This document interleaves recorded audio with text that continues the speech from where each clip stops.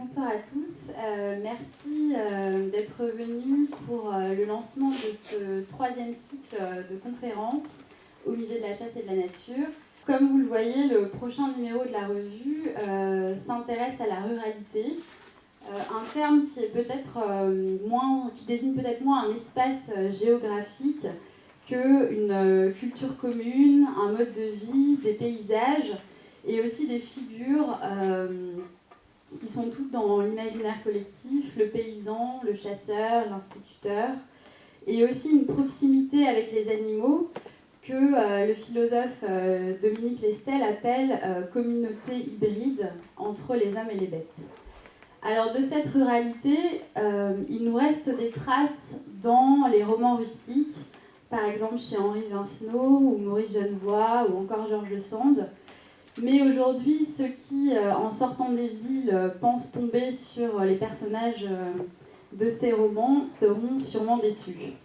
D'où le titre de cette soirée, qui est la fin du monde rural, point d'interrogation.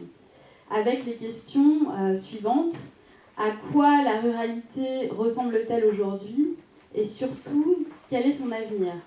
Sera-t-il productif, récréatif, sanctuarisé par endroits pour permettre le retrait des activités humaines et le retour du sauvage?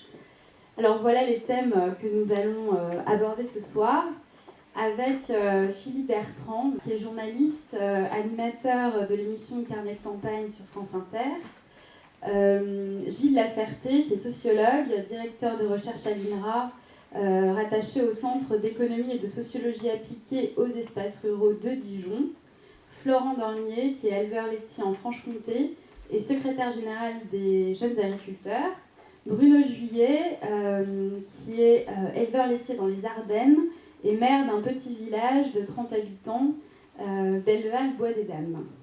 Et enfin, Thierry Boutonnier, qui est artiste, en résidence au domaine de Belleval, qui appartient à la Fondation François Sommer et qui mène un projet artistique autour du monde agricole local. Alors, je vais commencer avec Gilles Laferté et cette question de savoir si la ruralité qu'observe aujourd'hui le sociologue est justement encore celle décrite plus haut d'une société villageoise et paysanne, ou bien plus du tout, et qu'est-ce qui aujourd'hui caractérise en fait ce qu'on appelle encore, peut-être à tort, la ruralité? Merci beaucoup et bonsoir à tous. Effectivement, historiquement, la façon dont ont été caractérisées les sociétés rurales ont été marquées avant tout par l'idée que le sociologue n'avait pas grand-chose à y faire, parce que ce n'était pas une société de classe, de Karl Marx jusqu'à Raymond Aron, pour reprendre des grands auteurs. C'était une société à part, coupée du reste de la société moderne, caractérisée par l'antagonisme entre les classes ouvrières et la bourgeoisie, qui est avant tout perçue dans une logique de production. Et du coup, la figure centrale, celle du paysan, du village, a été essentiellement étudiée par les ethnologues, alors historiquement les folkloristes, puis après les ethnologues, les anthropologues, et donc ça a donné une image et une construction avec des concepts ad hoc, donc les notables qui dominent cette scène, qui sont le maire du village, qui est la petite industrie locale, qui est propriétaire du foncier, et donc derrière ce notable, les masses paysannes qui sont censées être sous sa domination. Et donc l'ensemble des relations sociales qui sont caractéristiques de ces villages historiquement caractérisés par ces chercheurs et ces façons de représenter les mondes ruraux, vont être avant tout des relations de parenté, des relations d'interconnaissance. On ne se classe pas comme étant un ouvrier ou un employé. Les relations socio-professionnelles ne sont pas dominantes. Ce qui est dominant, c'est est-ce qu'on est du coin, de quelle famille tu es, et est-ce que tu as un gros capital foncier derrière toi ou pas. Et donc la structure sociale, elle est limitée au rapport au foncier et assez peu à la division du travail telle qu'on peut l'observer dans les villes. Donc c'est l'ensemble de ces représentations forme effectivement le terreau de tout ce que vous avez pu dire en introduction, une représentation traditionnelle, datée et dépassée. Donc, et ça reste aujourd'hui une des représentations dominantes. On peut même dire qu'il y a un goût pour ces représentations aujourd'hui. On pourrait presque parler d'un goût bourgeois pour l'imaginaire paysan. Aujourd'hui en France, dans plein de productions culturelles, c'est assez évident. Et donc aujourd'hui, il y a une évolution assez nette autour des mobilités, autour des études, autour de l'habitat. Bon, il y a 1000 choses qui font que ces représentations classiques et traditionnelles de la ruralité sont très largement tombées. Et on peut même se poser la question, l'INSEE aujourd'hui ne caractérise plus des espaces ruraux. Il n'y a plus en France pour l'INSEE d'espaces ruraux, il n'y a que des villes. Et la caractéristique majeure en négatif du rural pour l'INSEE, c'est la distance à la ville. Donc c'est des notions d'aire urbaine qui s'imposent, et donc avec cette notion d'aire urbaine, aujourd'hui, je ne sais plus exactement, mais c'est 92 ou 13 ou 15% de la population française est dans une aire urbaine. Ce qui veut dire que la ruralité, c'est juste une distance à l'emploi, une distance au service, une distance au centre des valeurs, et c'est une définition très géographique de l'éloignement qui est prôné donc, dans cette conception par l'INSEE, les statistiques de la ruralité. Et aujourd'hui, donc il y a eu un déclin très important des travaux sur la ruralité en France, mais il y a quand même un retour d'un questionnement sur qu'est-ce que pourrait être la ruralité aujourd'hui sociologiquement. Et la façon dont on le travaille va être sur la très forte singularité sociologique de ces espaces, puisque la structure sociale française, elle n'est pas homogène sur le territoire. Paris concentre les cadres supérieurs, les professions intellectuelles, et inversement, les campagnes concentrent les classes populaires. On a un mouvement qui est très fort dans les 40 dernières années, où les classes populaires ont déserté les agglomérations, et se retrouvent à la fois dans les périphéries urbaines, mais plus encore dans les espaces ruraux. Donc s'il y a bien une singularité aujourd'hui sociale aux espaces ruraux, c'est une déformation de la structure sociale avec une très forte surreprésentation des classes populaires, ouvriers particulièrement, et c'est lié à des structures de longue distance. C'est pas des petites histoires locales qui vont expliquer ça, c'est à la fois le marché immobilier, c'est aussi les politiques industrielles qui fait qu'on a désindustrialisé les villes et les petits bourgs industriels ont mieux résisté dans ces histoires-là, c'est un ensemble de politiques à longue distance, et donc se surajoute à ces populations rurales contemporaines, un ensemble de goûts touristiques pour le rural, donc un ensemble de résidences secondaires, qui là sont des personnes qui sont beaucoup moins présentes dans l'espace, elles sont d'une certaine manière présentes à un second degré dans la structure sociale locale, puisqu'elles sont là un mois, 2 mois, elles ne font que passer, mais elles n'empêchent qu'elles représentent une population importante dans ces espaces, et donc du coup, la ruralité, si on définissait sociologiquement, on aurait donc une structure sociale fortement populaire, avec quelques élites qui vont être plutôt des élites à tendance économique, ça va être soit les agriculteurs dans la région où l'agriculture dégage des revenus, soit des entrepreneurs de PME, avec un peu moins donc, de classes supérieures culturelles, comme des enseignants, des journalistes ou des professions liées au métier de la culture ou de la décision politique ou de la décision entrepreneuriale, parce que les centres décisionnels ne sont pas là. Donc on a une structure qui est déformée, plus derrière un ensemble de résidents qui consomment l'espace en question. Et donc du coup, la ruralité, le conflit de classe ou les représentations différenciées de la ruralité vont être entre des oppositions, entre des usages productifs de la campagne, donc les agriculteurs, les forestiers, les sites industriels, qui donc vont vouloir défendre une conception de la ruralité autour de la défense d'un outil de travail, versus des représentations touristiques, paysagères, définition de la nature. Et donc on va retrouver du conflit social, mais déplacé par rapport aux conflits sociaux qu'on peut retrouver classiquement dans les espaces urbains, donc beaucoup autour de la nature, du paysage, des loisirs. Les gens qui font du golf, c'est pas les mêmes que ceux qui vont vouloir faire un circuit de quad ou de motocross dans les campagnes. Et donc, on va avoir un projet de parc, on va avoir un projet de piste cyclable ou un projet de TGV qui va venir manger une partie du foncier. Donc c'est l'ensemble de ces conflits qui vont être saillants dans les espaces ruraux, et qui se rejoue. Donc les rapports sociaux sont aujourd'hui au cœur de l'analyse des espaces ruraux. On n'est plus dans une société sans classe, au contraire, une société très classée, et qui donc, le sociologue a tous les outils pour essayer d'analyser ça, sur à la fois une morphologie sociale particulière et sur des conflits de classe qui prennent des scènes singulières, et beaucoup autour de la nature, du paysage, de la résidence. Est-ce qu'on fait un cœur de village versus une zone pavillonnaire, un ensemble de questionnements qui travaillent, je pense, largement ces espaces. On arrête là pour l'instant. Oui, je voulais poursuivre sur le fait qu'en fait on parle de la ruralité, peut-être qu'il faut abandonner le terme, enfin je ne sais pas, mais qu'il y a en fait des ruralités et des territoires qui sont extrêmement disparates en termes souvent on définit la ruralité par des manques, c'est ce que vous disiez, donc un problème d'éloignement, de distance au service. Mais en même temps, il y a aussi des ressources dans les territoires ruraux et donc il y a différents types de territoires ruraux, certains qui profitent en fait d'une forme de proximité avec les villes, d'autres qui sont très reculés, très éloignés, avec des populations vieillissantes, voilà, et d'autres qui sont assez industriels, qui ont une tradition industrielle plus forte, et donc il y a est-ce que la situation que vous décrivez, c'est-à-dire ces luttes et ces conflits d'usage autour des ressources, sont les mêmes entre ces zones différentes ou bien est-ce qu'ils se cristallisent à certains endroits particuliers?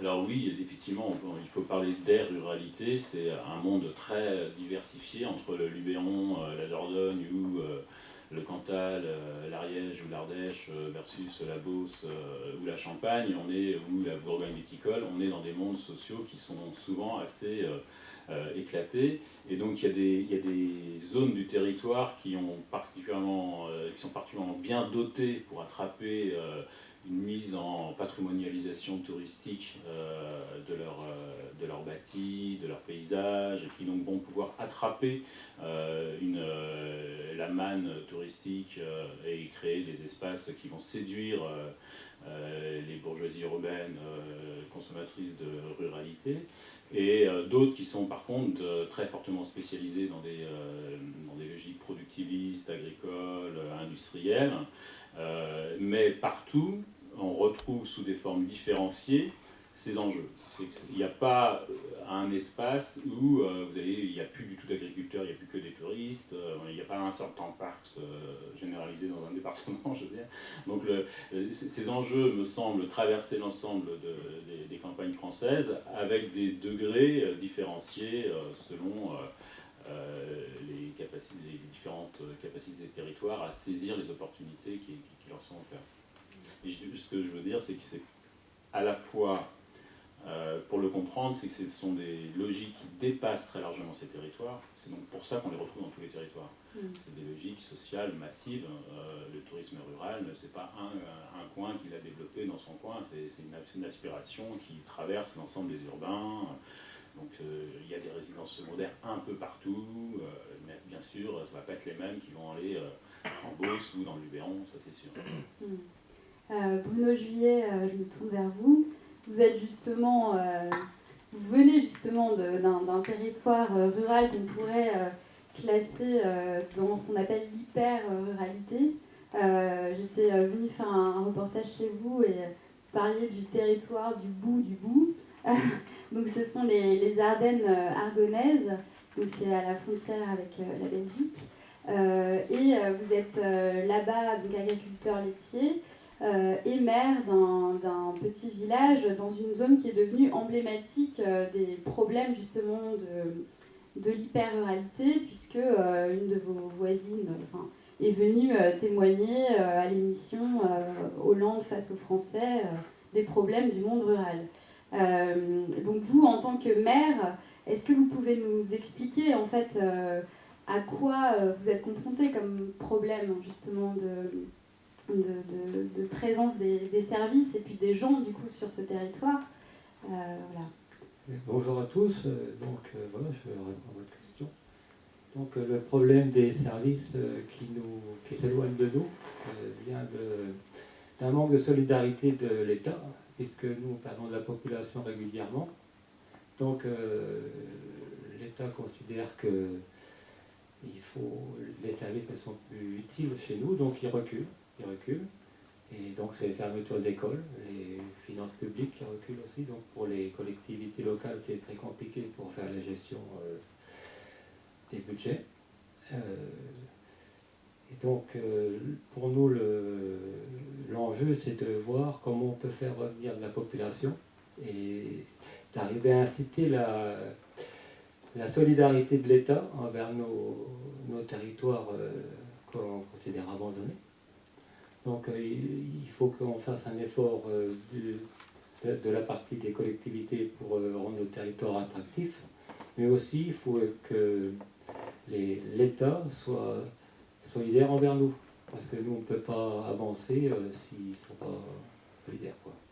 Et en fait, ce qui s'est passé, c'est qu'il y avait une forte activité agricole, de petites exploitations agricoles, comme la vôtre. En fait, vous avez 60 vaches laitières, voilà. Et vous n'avez jamais voulu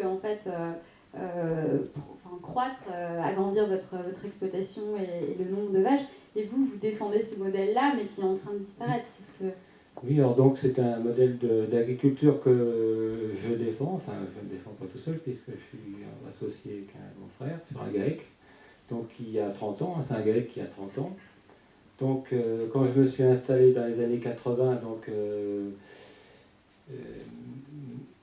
au temps de mes parents, les femmes reprenaient l'exploitation, enfin les filles d'agriculteurs reprenaient l'exploitation elles se mariaient avec un agriculteur, c'était comme ça. Et donc à ma génération, les filles sont parties chercher un travail en ville, à l'extérieur. Les garçons reprenaient encore les fermes. Donc nous, c'est ce que nous avons fait. Et arrivé dans les années 90, l'évolution de la vie a fait en sorte qu'on a commencé à s'orienter vers le para-agricole. Donc on restait quand même dans la profession agricole, mais plutôt dans le commerce, tout ce qui tourne autour de l'agriculture, mais pas agriculteur même. Donc c'était plus un agriculteur... tous les fils d'agriculteurs n'apprenaient pas les exploitations, mais c'était à peu près 10 voire 20%. Donc c'était le commencement de la désertification, puisque quand un agriculteur arrivait en retraite, l'exploitation était absorbée par une autre. Au lieu d'avoir un repreneur, elle était absorbée par un peu plus grosse exploitation, elle en a fait un peu plus grosse. Et aujourd'hui, on arrive dans les années 2015, donc il y a pratiquement, on peut dire que c'est 2 sur 10 qui reprennent les exploitations, les agriculteurs.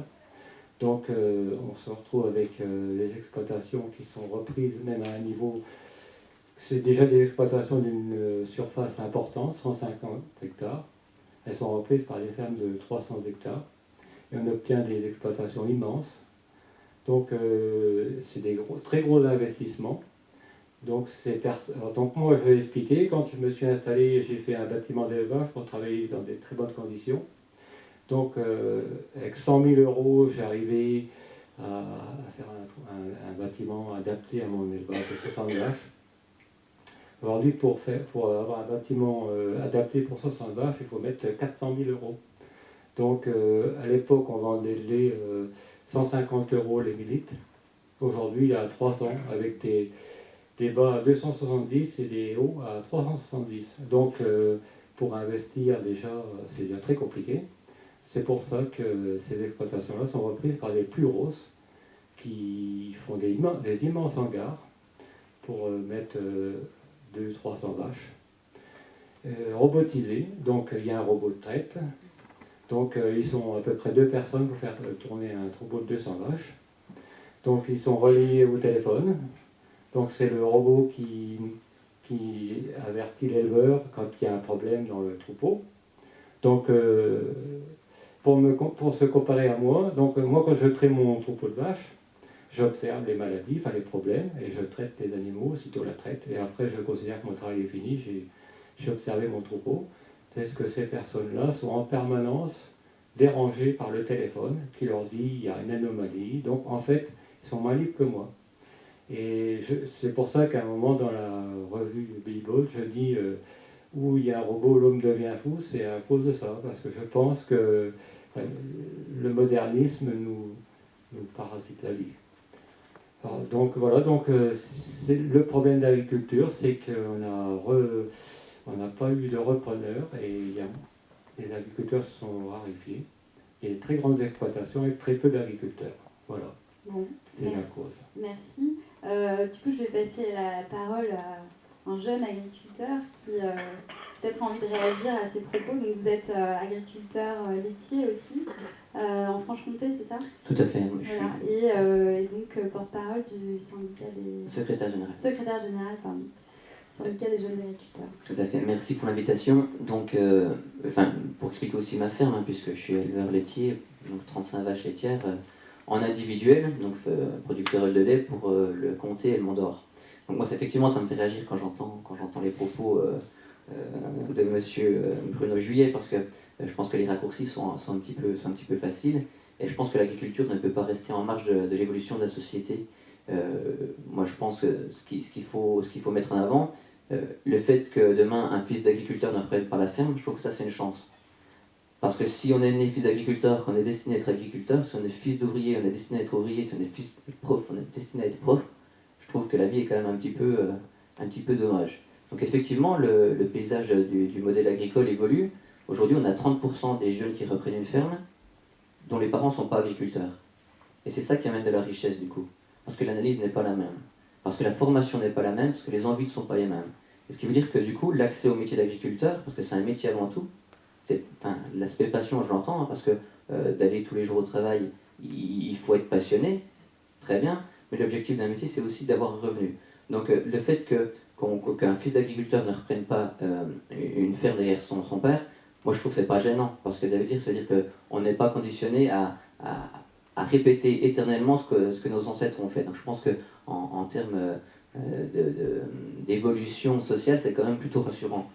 Après, sur l'aspect robotisation, je pense qu'on ne peut pas rester en marge de l'évolution. Alors on parle des robots de traite peut-être, mais pour avoir une vie sociale, moi j'ai 32 ans, je suis marié, j'ai 2 petites filles, ma conjointe travaille à l'extérieur.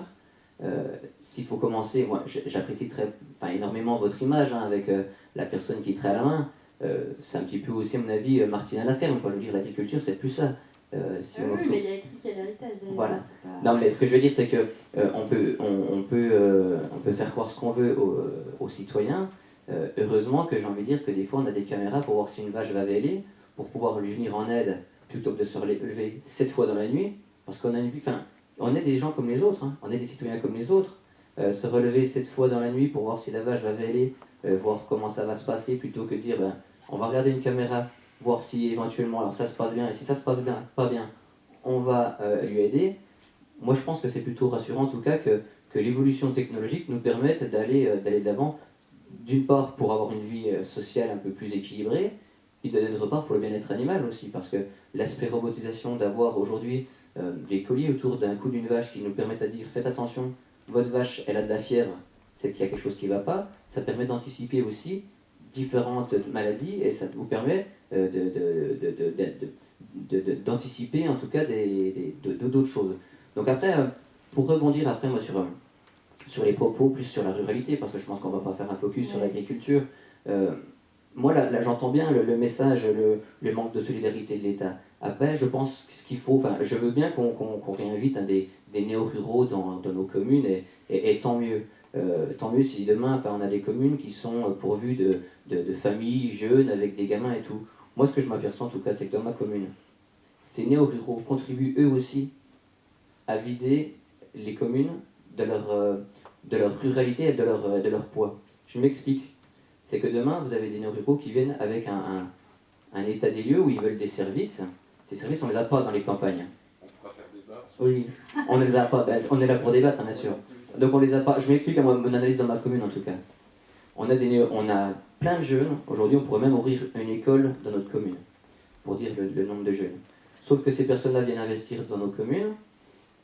Très bien, ils font vivre l'économie. Sauf que leurs gamins, étant donné qu'on a une école qui n'a pas d'accueil de périscolaire, qui n'a pas d'accueil avant les horaires de classe ni après, les amènent dans les villes et font 15 km en voiture pour emmener leurs gamins en ville.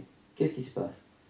Nos écoles ferment, et les transports scolaires que finance le Conseil général, je pense qu'à partir de l'année prochaine, il n'y en aura plus. Parce que le bus, il fait le trajet pour 5 gamins par jour. Et donc je pense que ça manque un petit peu, je pense, de pédagogie. Parce que moi j'entends bien qu'il faut aujourd'hui peut-être qu'il y ait un soutien de la République ou bien des politiques. Mais ça va un peu plus loin. Je pense qu'il faut un petit peu remettre de pédagogie en disant si vous venez aussi habiter nos campagnes, les habiter c'est bien, les faire vivre c'est mieux. Et l'ancrage territorial que les agriculteurs ont, c'est important parce que derrière on fait vivre effectivement des coopératives, on s'investit, j'ai envie de dire, dans des comités des fêtes, on s'investit dans les parents d'élèves, et cette vision-là, cette analyse-là, j'ai l'impression qu'en tout cas les néo-ruraux l'ont pas.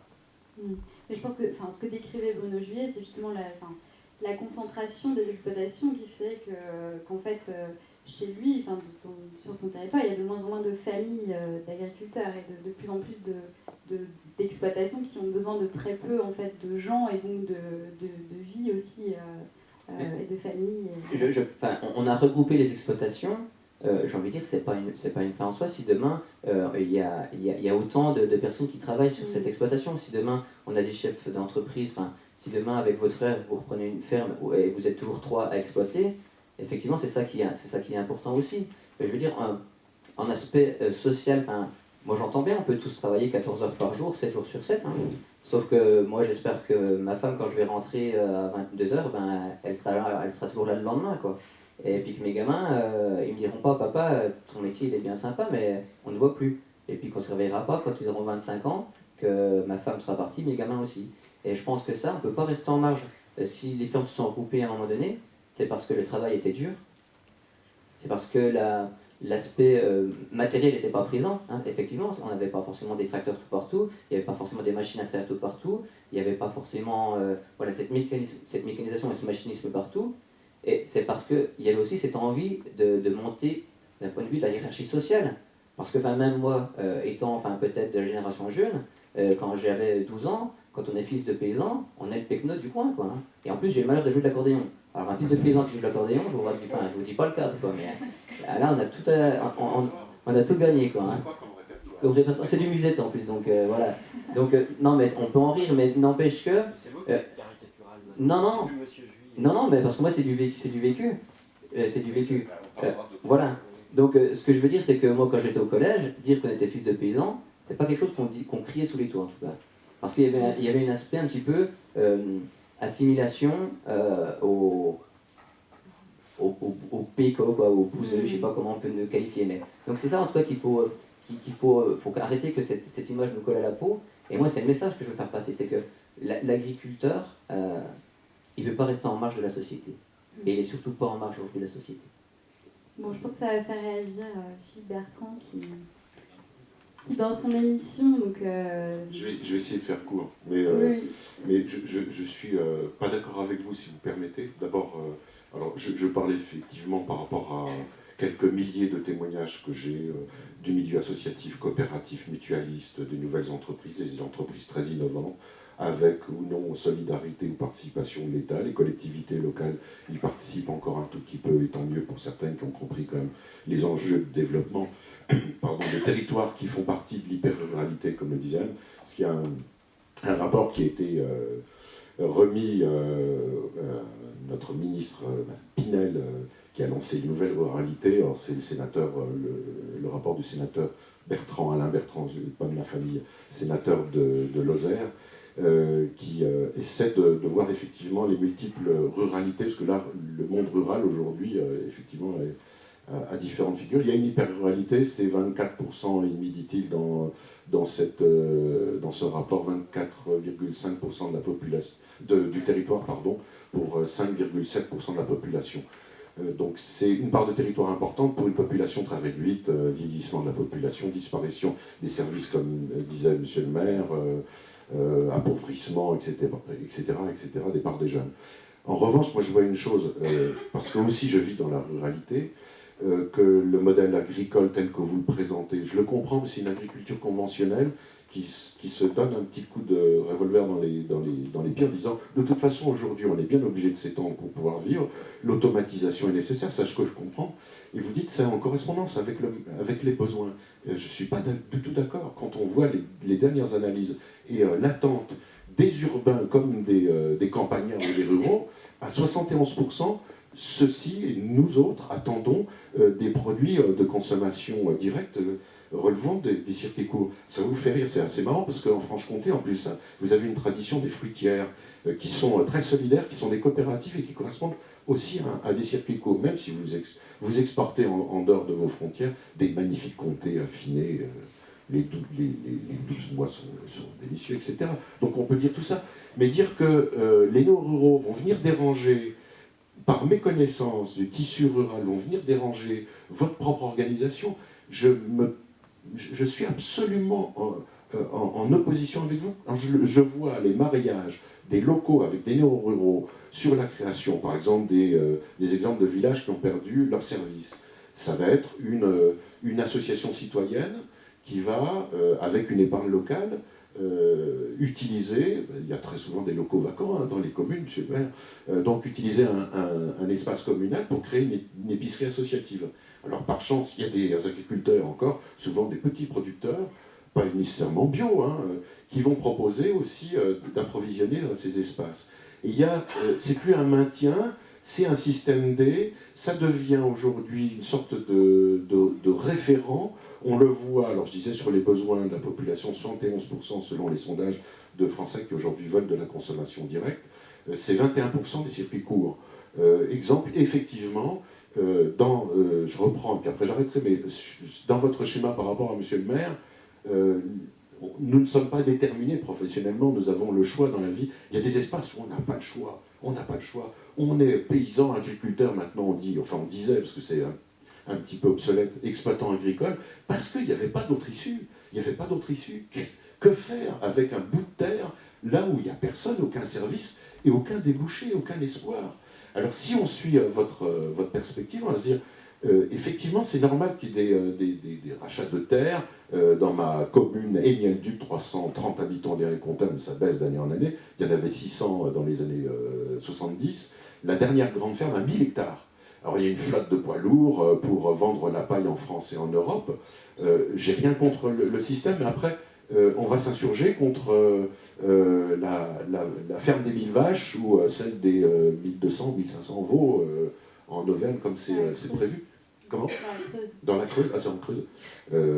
Et donc, ce serait le résultat de votre raisonnement. Et je trouve qu'aujourd'hui, il y a une réalité, c'est ces néo-ruraux qui sont de plus en plus importants. Je vous donne simplement un chiffre. Ça, c'est aussi des perspectives pour dire qu'il y a un monde rural qui est en transformation. La ruralité n'est pas morte. De toute façon, elle sera toujours complémentaire et l'urbain aura toujours besoin du rural.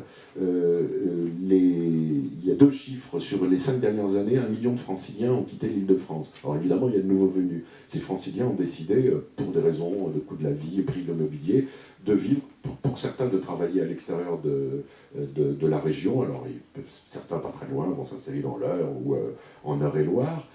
Sur les projections réelles qui ont été faites à partir d'études BVA, entre autres, diligentées par le collectif Ville Campagne, vous allez sur un site, c'est installation-campagne.fr, vous avez les données, les propositions de chaque région, les capacités d'accueil, les offres d'emploi, les opportunités, etc. C'est drôlement pratique. La projection, c'est 10 millions de personnes habitant des agglomérations de plus de 100 000 habitants qui ont un projet de vie d'installation de la campagne. Alors ça pourrait être résidence secondaire, comme on pourrait le croire, sauf qu'à l'intérieur de ce chiffre, 50% des personnes qui se projettent veulent changer leur lieu de vie alors qu'ils sont encore actifs. Enfin, quand ils seront encore en activité, ils n'attendent pas la retraite ou la fin de leur activité pour aller à la campagne, comme on dit. Et puis à l'intérieur de ces 50%, il y a une moitié qui est prête à modifier son emploi, changer d'emploi, voire à créer son emploi dans le nouveau lieu de vie, et qui sera qui peut être périurbain jusqu'à la ruralité. Mais là, ce mouvement est en marche. Effectivement, après, il y a une politique d'accueil qui est plus facilement animée par des néo-ruraux que par des agriculteurs qui sont le nez dans leurs comptes, leurs charges, leurs contraintes, les normes qui les accablent, et je comprends tout à fait. Il y a 100 agriculteurs qui se suicident par an en France, c'est une réalité. Mais voilà, il y a cette dynamique-là, et cette dynamique se fait par une mixité de population. Merci. Je vais juste faire réagir Gilles Laferté parce que justement on revient à la question de cette nouvelle configuration sociologique en fait, des campagnes, et puis aussi la question de qui porte l'innovation et la créativité et la capacité en fait de faire évoluer des modèles. Là, on a l'image de l'agriculture traditionnelle. Il ne s'agit pas de dire, le débat c'est pas est-ce qu'on y revient parce que c'était bien, parce que c'était plus pur, plus beau, je sais pas quoi, ou bien est-ce qu'on va vers les machines. Enfin, la question c'est il y a un enjeu de transition écologique qui n'est pas propre juste aux campagnes, qui est propre à l'ensemble de la société, ville et campagne comprises. Et on a l'impression là que le débat porte sur qui est capable de mener qui porte cette innovation en fait sur les territoires ruraux. Et donc je voulais vous faire réagir là-dessus.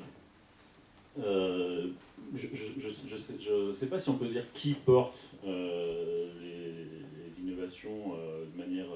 on peut observer qui se déplace, qui fait quoi, mais déjà taxer d'innovation, c'est extrêmement normatif, c'est-à-dire ça va dans le bon sens, l'innovation c'est connoté très, très positivement, ça suppose qu'on est d'accord. Quand on dit c'est une innovation, c'est qu'on est d'accord.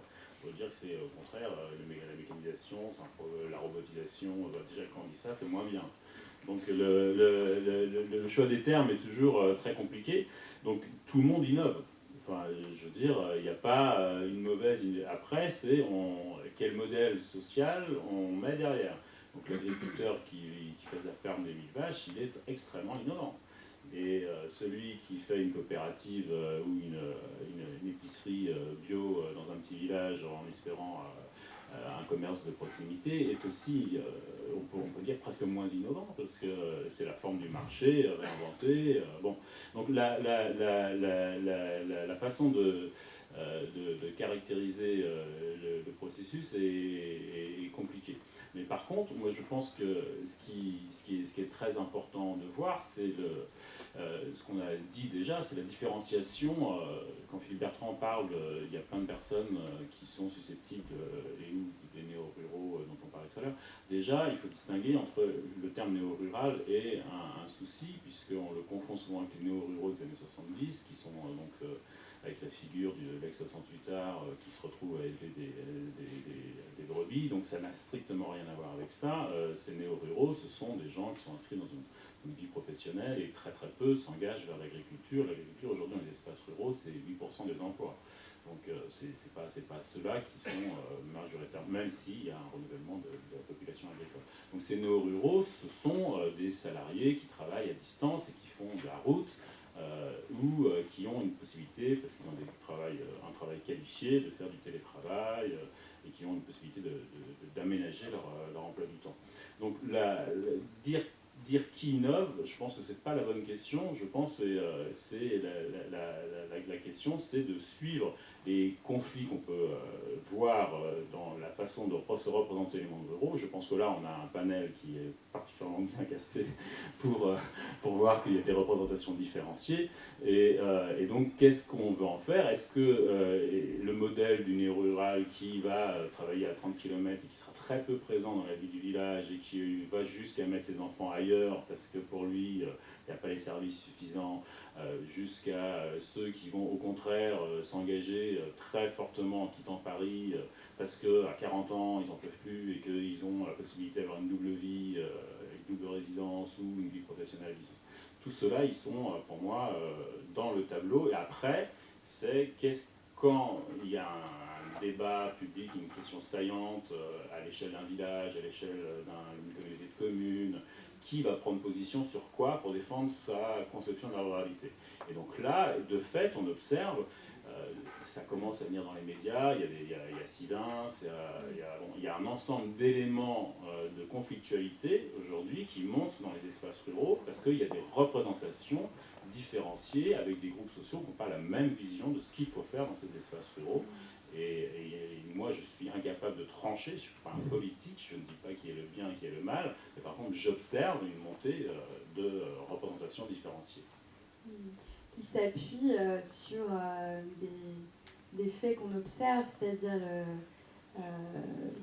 d'appauvrissement des écosystèmes qui sont liés à certaines pratiques agricoles, d'artificialisation des terres, enfin il y a des enjeux forts qui montent écologiques, en fait, tout simplement, de conservation d'un patrimoine naturel dont on a l'impression qu'il est en train de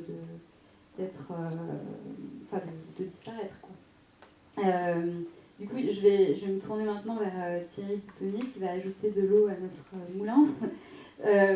Thierry, vous êtes artiste et vous avez choisi comme objet en fait un territoire qui est dont on voit quelques images là. Donc ce sont en fait c'est Belleval en fait, c'est chez vous, Bruno Juillet.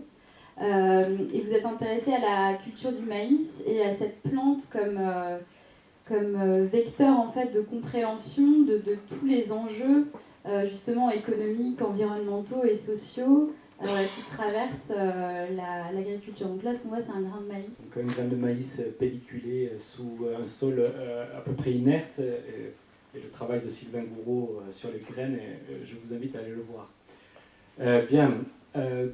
Bonsoir, enchanté, et encore merci pour toutes ces présentations et cette invitation. Je suis vraiment très content de pouvoir continuer une histoire qui est assez vieille, puisque dans l'histoire de l'agriculture, on classe quelques civilisations, celle du maïs, celle du riz, celle du blé, histoire de vouloir mettre chaque chose dans sa boîte et chaque boîte ayant sa chose. Cette pensée qui a tenté de diviser, de réduire pour mieux comprendre un peu ce qui se jouait, aujourd'hui elle est en crise et on le voit, c'est ce qui est actuellement discuté, puisque à travers la rivalité, ce qui se pose comme question, c'est les êtres non humains en creux. Les questions de conflit d'usage ne reposent pas que sur un usage productif en opposition avec des usages qui correspondraient à une représentation qu'on se fait de la nature, puisqu'un usage productif est aussi une représentation qu'on se fait de la nature. Et donc du coup, ça me permet de dériver sur les problèmes. Bon, là j'ai un peu élargi, mais il faut savoir que bon, j'ai été ouvrier agricole, j'ai payé mes études de beaux-arts en étant cultivateur de maïs. J'ai irrigué les champs de maïs dans le Tarn, à côté de Sivens. Et oui. Et donc j'ai, on va dire, une connaissance intime, voire à fleur de peau, de ces problématiques liées à une histoire très récente qui est celle d'une agriculture mondialisée et dont le maïs est un peu le marqueur.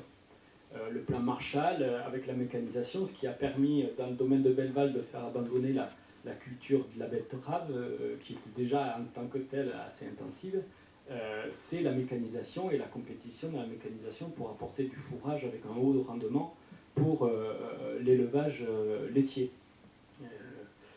Donc il est important aussi de retracer, mais monsieur Bruno Juillet, avec qui je travaille sur ce chemin du maïs, produit du lait pour la vache qui rit. Ce qui m'amène un peu à ce que je dis, c'est que nous sommes tous agriculteurs par nos actes de consommation alimentaire, qui engagent une responsabilité tout un chacun sur la transformation des agroécosystèmes.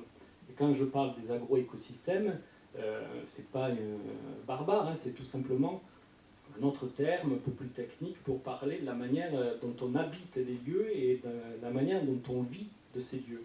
Et quand on est dans une situation d'agriculture mondialisée, eh bien, il faut se rendre à l'évidence qu'aujourd'hui, n'importe qui, même M. Juillet, qui va faire ses courses dans un supermarché à 20 km, puisqu'il n'a plus le temps de faire du maraîchage, mais il en parlera mieux que moi, c'est important de prendre conscience qu'aujourd'hui, on est donc dans un réseau trophique, un ensemble de chaînes alimentaires, et que ça nous engage... Et nous avons une responsabilité à la fois envers son voisin, mais aussi vis-à-vis d'un habitat plus sphérique que serait la Terre. Planter un maïs, semer un maïs ici a des conséquences inévitables avec la question de la crise de la biodiversité, la question de l'érosion des sols, la question de la grande accélération. Hein. Je ne sais pas si vous en avez entendu parler, mais en gros... Là, l'eau que je vais boire, il y aura certainement une petite infime partie de traces de trazine qui a à voir avec le glyphosate et les différents intrants qu'on met dans les manières de cultiver. culture qui est issue de la production de l'énergie du soleil qui permet d'alimenter les vaches, hein, et les vaches dont on s'alimente aussi grassement. Donc, moi en tant qu'artiste, mon problème il est le même depuis la nuit des temps qu'on fait des peintures dans les cavernes, depuis la nuit des temps qu'on fait des natures mortes ou des paysages. Il s'agit de comprendre comment c'est fait, quels sont les attachements et les relations que ces représentations engagent. Et à travers le chemin du maïs dans la vallée de l'Argonne et le canton de Buzancy, il m'intéresse de récolter les témoignages des agriculteurs, dont celui de Bruno Gélier, pour qu'ils offrent une lecture du paysage qui est en train d'évoluer. Mais encore une fois, ce n'est pas un paysage à contempler, c'est un paysage à vivre à travers ces transformations qui sont extrêmement rapides. Hein. Il est important de comprendre que la transformation des agroécosystèmes est très très rapide. On parle de la perte d'un département par an d'utilisation des sols arables, alors qu'à côté de ça, on parle de l'achat de terres arables par la Corée, la Chine ou le Japon. À un moment donné, il faut aussi savoir ce qu'on souhaite sociétalement comme relation avec nos voisins et la planète. Je crois que c'est un tous les 7 ans. Ouais.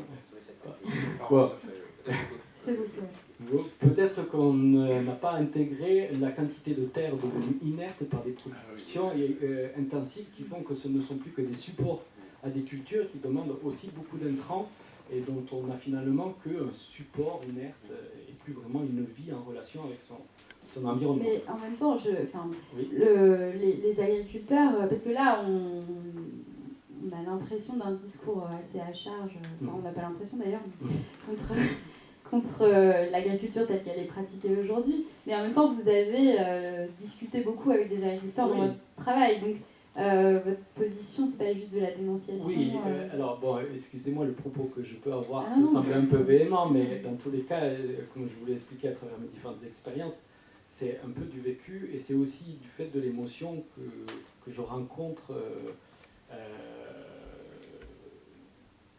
Il faut savoir quand même que la situation est grave, peut-être M. Bruno Juillet pourrait y revenir, mais il faut savoir que la crise, les crises, et notamment celle d'un tissu vivant social dans des environnements ruraux, est le fruit d'un désamour qui est celui qui est,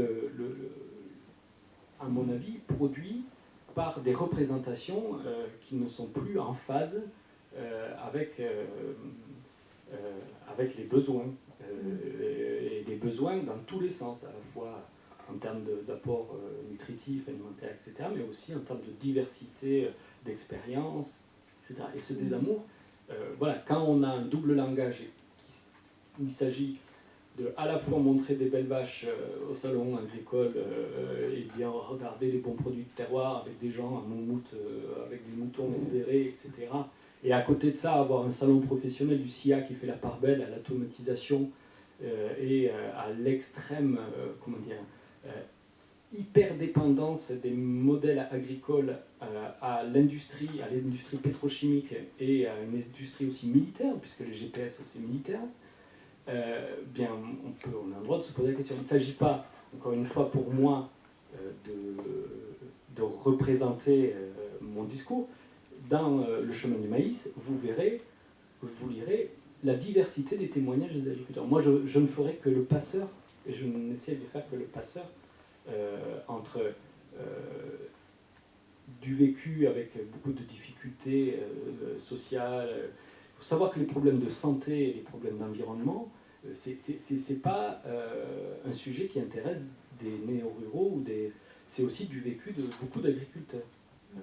Ça, c'est aussi des choses dont on rencontre, enfin, à travers vos carnets de campagne, la question du suicide des agriculteurs.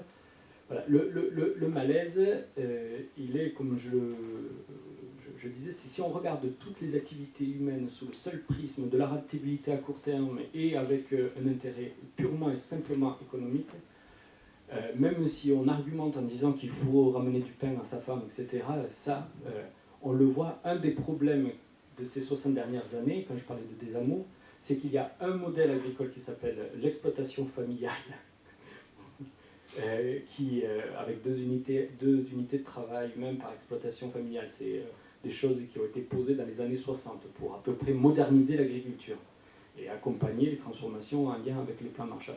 Et quand on regarde le bilan de ce travail, même Pisani, qui a été un des acteurs de cet agriculteur, dit que clairement, c'est fini les modèles agricoles où il y a un agriculteur pour 500 hectares. Il vaudrait mieux retravailler avec un tissu social et vivant de 50 agriculteurs de 50 hectares plutôt que... Enfin, vous m'avez compris en termes de mathématiques, c'est autrement. Mais voilà, et donc concrètement, là, ce sont des images, ce sont des traces documentaires qui présentent une relation au maïs. Un maïs qui traverse autant le monde synégétique, puisque les pratiques de chasse avec la question du nourrissage, etc., créent un attachement avec des modèles agricoles intensifs comme ceux de la culture du maïs, que le monde lié à la production laitière, mais aussi aujourd'hui, l'usine de Bazincourt, qui à Pemacle, qui consiste à fabriquer des agrocarburants. Voilà, là aussi, on est en droit de se poser la question de cette compétition entre l'estomac et une machinerie qui n'intéresse peut-être pas tant que ça l'humain, voilà, et qui intéresse peut-être davantage d'autres intérêts. Mais, donc, je ne suis pas allé jusqu'au bout de l'enquête pour aller interviewer les personnes de Vivesia, autre que le technicien de la coopérative de Vivesia à Busancy, mais voilà, encore une fois, je vous invite à regarder les différents travaux, les différents types de recherches et comment les artistes participent à peut-être donner une représentation toilettée qui actualise et qui parle un peu de ces controverses. Et encore une fois, là, je prends un peu, entre guillemets, parti par rapport à une situation qui, encore une fois, je crois qu'on ne prend pas la mesure de la crise et de la gravité de la crise, mais qui est dramatique. Et encore une fois, je finis avec ça, c'est juste la culture de l'amande. Actuellement, à cause du dérèglement climatique, on a plusieurs types d'invasifs qui sont en train de détruire les olives, les oliviers, les oliveraies de Corse, du sud-ouest de la France du sud-est de la France et de tout le bassin méditerranéen, mais ça vaut aussi pour les cultures d'amandiers, les cultures de noyers. La solution, elle ne sera pas sans cesse une fuite en avant dans des solutions de traitement phytosanitaire issues de l'industrie pétrochimique. Si je peux me permettre de juste rebondir, parce qu'effectivement, je suis déjà étonnamment surpris que vous ayez planté les maïs avec un tracteur, puis les récolter avec une moissonneuse-batteuse. Ça montre qu'en termes quand même de machinisme, vous avez quand même une longueur et puis d'avance, et que vous ne l'avez pas planté à la main, et puis que vous ne l'avez pas récolté avec un cheval. Donc je veux dire, c'est que aussi dans l'aspect mécanisation, c'est... non, mais c'est pas caricatural. Enfin, je veux dire, il faut à un moment donné, effectivement, déjà, juste pour spécifier, c'est que le terme innovation et le terme dans laquelle l'agriculture va et robotisation, c'est le machinisme qui est venu pour nos parents.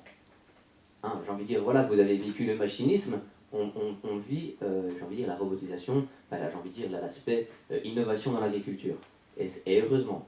L'autre aspect que je voulais spécifier, parce que je me suis peut-être mal fait comprendre, je ne suis pas pour cette mixité sociale dans les sphères rurales.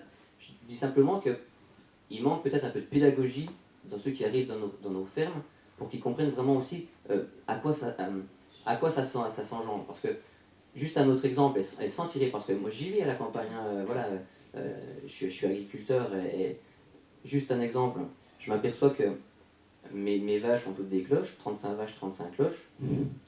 Je ne vais pas en dire plus d'ailleurs.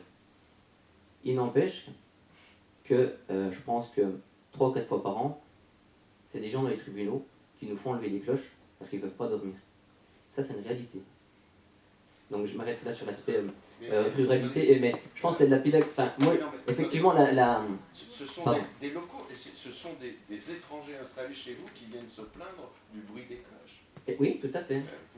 Mais comment vous avez fait une étude, une analyse de la population qui pouvait se plaindre du bruit des cloches? En tout cas, moi je vous invite justement à regarder tous ces parce qu'effectivement, mon analyse, on est quand même un réseau jeune agriculteur de 50 000 adhérents, et cet aspect-là, on l'oublie tout le temps.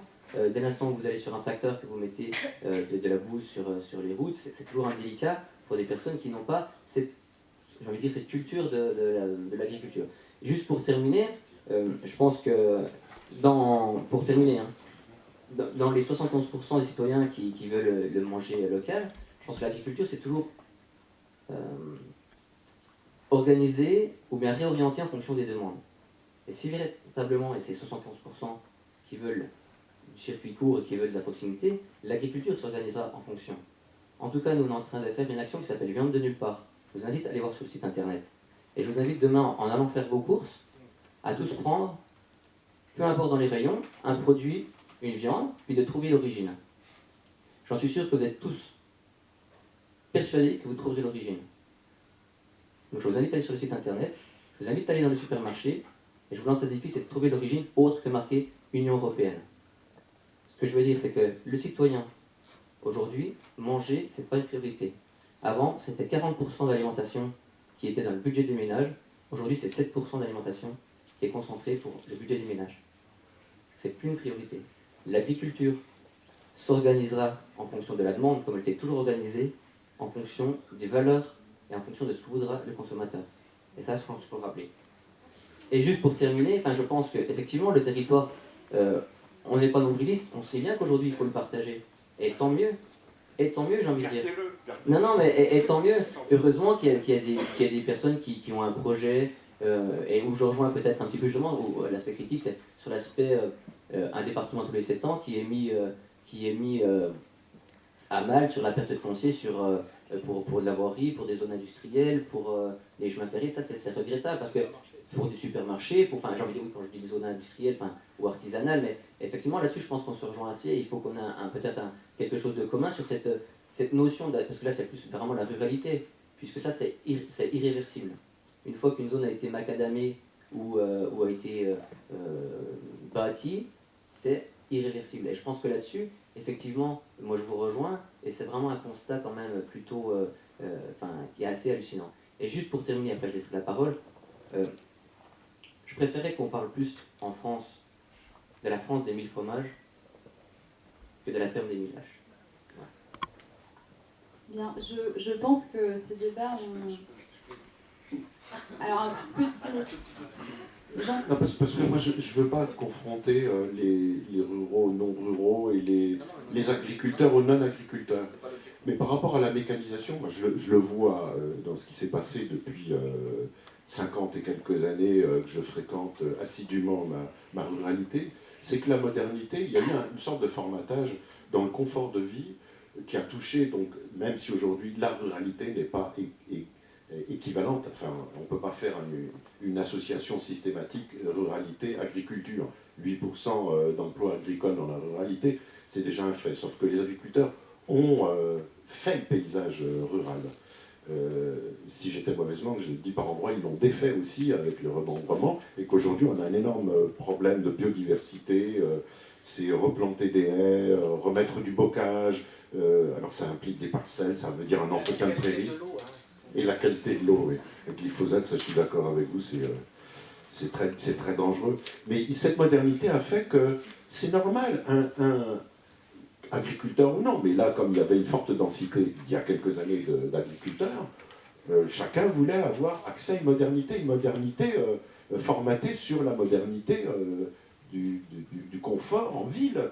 Donc c'est son écran plat, il n'était pas plat encore à l'époque, mais c'est sa maison parfaite, le confort, le chauffage au sol, le portail pour le 4x4 en PVC avec la cellule automatique. L'habitat des villages, tout le patrimoine est parti en ruine. Il faut savoir qu'il y a eu cet abandon, qu'aujourd'hui la restauration se fait par des associations, se fait par des personnes qui ont investi, qui font de l'accueil. Il y a des paysans pas bêtes qui ont dit, quand même, nous, il faudrait qu'on valorise notre patrimoine et qu'on arrête de se tirer à nouveau une balle dans le pied, ou par exemple en mettant le feu à la MSA, c'est quand même un peu un comble, mais bon, parfois on ne réfléchit pas, ou en brûlant un camion de porc parce qu'il est espagnol, bah oui, mais on est en Europe, j'y peux rien. Ou alors il faut vraiment voter Front National, ce qu'ils font de temps en temps même. Ce qui devient... Non, mais il faut dire, chez moi il y a une résistance là-dessus. C'est-à-dire que le néo-rural est encore effectivement mal vu, il serait dérangeant. Et celui qui vient se plaindre du bruit des cloches des vaches, moi chez nous il n'y en a plus parce qu'il n'y a plus d'éleveurs laitiers, ils ont considéré, et à juste titre, que c'était plus du tout rentable, et ils font de la production céréalière. Mais les plaintes ne viennent pas des étrangers, viennent des personnes âgées qui veulent avoir leur tranquillité. 60%, la moyenne d'âge de mon village, comme de nombreuses campagnes, c'est 60 ans d'âge. Nous sommes face à une population qui est largement retraitée, qui a envie d'avoir la paix. Aujourd'hui, les rues sont propres, on est dans une hygiène, une sérénité absolue qui est contrôlée par les communes, nos premiers magistrats. Gamins, il y avait les vaches qui revenaient de la prairie, et l'été, on s'amusait en vélo à circuler entre les bousses de vaches. Puis à la fin, allez, on rigole, on passe au milieu des bousses. Aujourd'hui, mais un caca de chien, c'est pire qu'à Paris. Hein. C'est à peine si vous n'êtes pas insulté ou si vous ne passez pas directement au correctionnel. Donc il faut savoir qu'il y a ce changement de comportement qui a complètement déphasé la campagne sur les habitudes. Ça ne veut pas dire que les habitudes sont toujours bonnes, mais qu'il y avait une tradition qui pouvait être projetable sur l'avenir, avec d'autres modes qui correspondent aux besoins aujourd'hui de plus en plus évidents, et loin des grands marchés, de Monsanto qui nous polluent, du phytosanitaire qui tonitruent, et aujourd'hui des corrélations entre les développements de pathologies très fortes, et cancer, et l'utilisation de phytosanitaires dans la profession agricole, ce qui est de plus en plus une évidence. Oui, bonsoir. Je voudrais savoir si il y a une vraie alternative pour l'agriculture entre la volonté de se mettre sur le marché de la mondialisation et donc d'aller vers des systèmes robotisés, intensifs, etc. Aussi, il y a une alternative qui consisterait à voir modifier les pratiques agricoles, comme on y assiste progressivement, hein, avec la baisse des intrants, remplacée par des plantes azotées, etc. Et est-ce qu'on peut vraiment espérer que l'agriculture ne va pas se scinder en deux, l'agriculture respectueuse de l'environnement, avec un commerce de proximité qui va être alimenté par le besoin de la population qui est croissant, et certains agriculteurs qui vont vouloir coûte que coûte se confronter au marché mondial de la viande, des céréales, avec la spéculation derrière et donc des risques. Et je voulais savoir comment est-ce que vous considérez l'avenir dans ce sens-là. Merci. Oui, oui. Je voulais prolonger la question avec l'idée aussi, de parler de deux modèles qui pourraient cohabiter, mais il y a aussi l'idée du coup un peu d'une spécialisation aussi des territoires, pour revenir à la question de la ruralité, avec des territoires qui seraient uniquement récréatifs et sur lesquels on minimiserait l'empreinte en fait humaine, d'autres qui deviendraient hyper intensifs. On avait le même débat un peu sur la forêt, avec l'idée qu'il y aurait des forêts complètement, qui ne serviraient plus qu'à la promenade, des forêts qui ne serviraient plus qu'à l'exploitation. Du coup, c'était une manière de prolonger la question en élargissant un peu la problématique à ça, en fait, des espèces d'hyper-spécialisation pour contenter tout le monde finalement, puisqu'on voit que personne n'est vraiment d'accord. Alors, j'entends vos remarques, hein, puis je dis, elles sont légitimes, et puis j'ai envie que c'est la liberté d'expression, on est là justement pour dialoguer, et une de nos forces, en tout cas, de pouvoir vous écouter, et puis vous êtes totalement légitime. Alors après, donc, y a-t-il une alternative entre la mondialisation et l'agriculture, j'ai envie de dire bio, ou raisonnée, ou conventionnelle? Moi je pense qu'il ne faut pas en tout cas opposer les systèmes. C'est que, moi je fais du lait à Contier, ça représente 60 000 tonnes, mon lait est payé à 540 € tonne, monsieur disait qu'il était à 330 € tonne, ou 270, on va dire à 300 en moyenne, 300, voilà. Je pense que si tout le monde demain fait du Contier, moi comme lui, on est mort. Ce que je veux dire, c'est que l'agriculture qui est en place sur les territoires, il y a une certaine aussi logique, il y a un certain historique, et on ne peut pas opposer tous les systèmes. Il faudra demain, puisque tous les consommateurs n'ont pas la même aussi conviction, moi j'entends les circuits courts, j'entends le bio, j'entends l'agriculture raisonnée, j'entends l'agriculture intensive, mais demain, il ne faut pas les mettre en opposition, parce que le citoyen et le consommateur, ils nous demandent tous ces produits-là aussi. Donc effectivement, si demain les orientations sont différentes, si on nous dit on parle des politiques publiques, de mettre 15% de plus sur l'agriculture biologique, alors que les filières ne sont pas organisées, alors que les outils de transformation ne sont pas là, je me demande, bon, on pédale un peu à côté du vélo. Donc je pense que moi je reste persuadé qu'il ne faut pas opposer les modèles, que tout le monde a une place, et quelqu'un qui fait demain 100 hectares de maïs ou 200 hectares de maïs, comment demain lui aussi il le valorise en vente directe? Parce que c'est un véritable problème, parce que je comprends bien qu'on peut, leur... Enfin voilà, votre objectif c'est de rendre en image, tout ça, mais derrière il y a un aspect valorisation aussi, que ce soit pour l'alimentation animale, mais que ce soit peut-être pour autre chose. Donc tout le monde n'est pas, j'ai envie de dire, sur le même marché, sur le même segment de marché, et il faut, à mon avis, l'agriculture qui soit capable, en tout cas, de répondre à tous les segments de marché. Et en aucun cas les opposer, parce que, et à mon avis, ils ont tous leur place. C'est mon analyse. Gilles Laferté, vous voulez réagir? Oui, je pense qu'il y a un élément qui est quand même très important à avoir en tête, c'est que dans ces systèmes d'opposition qu'on place, si on reste sur l'agriculture, entre une agriculture productiviste versus une agriculture respectueuse et qui cadre mieux avec le système normatif dominant des urbains sur la tente agricole, c'est que l'agriculture productiviste, c'est pas des personnes qui individuellement ont toutes un esprit qui a convergé en étant formatés de la même manière, ce sont les politiques agricoles qu'ils ont produits comme ça. Ils sont le produit d'une histoire politique, bien sûr qu'ils ont co-construit avec l'État, où toute l'idée de la libération aujourd'hui, c'était la modernisation agricole pour construire une économie extrêmement profitable, être autosuffisante, puis après à l'exportation, avec des niches de marché sur le luxe et donc la mise en scène d'une agriculture AOC, tradition, où là on a mis l'imaginaire paysan, versus une agriculture intensive, productiviste, et qui va jusque dans le goût de la maison.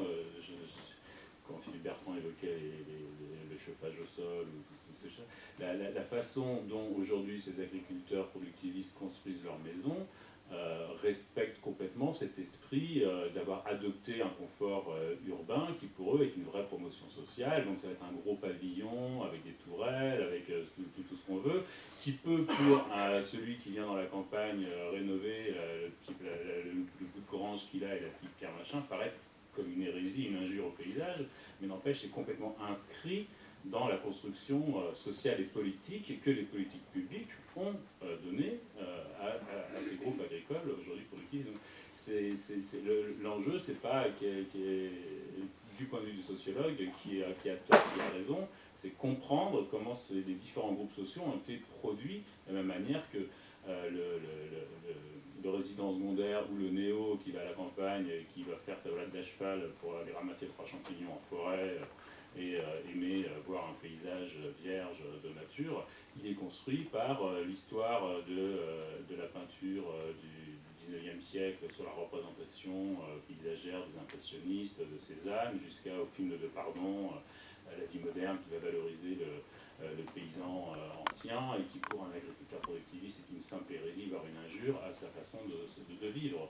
Donc ce qu'il faut comprendre, c'est que ce sont des modèles de représentation du monde que les différents groupes sociaux attrapent pas par simplement j'ai choisi, comme si elles avaient un choix de représentation, mais c'est des forces sociales qui dépassent largement les personnes et les groupes. Donc après, bien sûr, la scène politique va tenter de réguler ces conflits entre différentes représentations chargées dans les personnes. Et si vous permettez, pour compléter ce que disait Gilles et vous répondre, monsieur, sur les nouvelles modalités, évidemment, je ne suis pas spécialisé dans la chose, mais je remarque par les pratiques. Alors, je vais être d'accord avec vous, du coup. Sauf sur une chose, le raisonner, moi, je ne sais pas ce que ça veut dire. Il y a le conventionnel, biologique, éventuellement agroécologique, après il y a la permaculture, enfin, on peut descendre comme ça en échelle. Le raisonner, vous allez sur le site de la FAR, vous regardez, il y a une revue, donc la Fédération d'agriculture raisonnée. Le raisonné, c'est marrant, ils vous vendent, par exemple, ils font la promotion d'outils raisonnés de cette agriculture. C'est par exemple, lorsque vous nettoyez votre cuve d'épandage, maintenant vous pouvez vous acheter des super lunettes avec une combinaison pour avoir trop de déchets sur la figure, parce que jusqu'à présent on se mettait quand même beaucoup de produits chimiques sur la tête et sur le corps. Voilà le raisonné. Bon, ça fait un petit peu rire. En fait, c'est pas conventionnel ou bio, pour prendre les grandes généralités, c'est qu'on voit l'exemple de conventionnels qui, effectivement, comme le disait Gilles, ont été acculés par le marché. On leur fait croire encore, et ils nous font croire parfois, que sans eux, l'humanité va crever de faim. Ce qui est une hérésie, c'est faux. C'est faux. C'est pas l'agriculture conventionnelle qui va nourrir l'humanité. On peut le voir aujourd'hui. D'abord, il y a des personnes qui ne mangent pas très très bien. Heureusement qu'il y a des petits jardins maraîchers pour s'en sortir et qu'il y a des jardins partagés qui permettent à des personnes qui ont comme souci de pouvoir manger. Cher jeune homme, sortez un peu de Franche-Comté, parce qu'apparemment vous vivez dans un pays qui est non loin de la Suisse, peut-être fasciné par une facilité de vie et un niveau de vie qui ne correspond pas à toutes les régions, et des personnes qui ont du mal à manger effectivement aujourd'hui, et qui se retournent sur des AMAP, qui travaillent dans des jardins d'insertion, qui peuvent gagner une autonomie alimentaire, ça il ne faut quand même pas l'oublier. Mais dans le conventionnel, mais si c'est une réalité,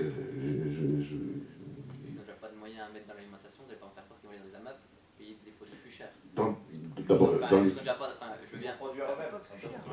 Voilà, alors d'accord. Mais pas, voilà. Dans les AMAP, c'est pour l'insertion, c'est pour travailler un peu. D'accord. Et pour pouvoir manger.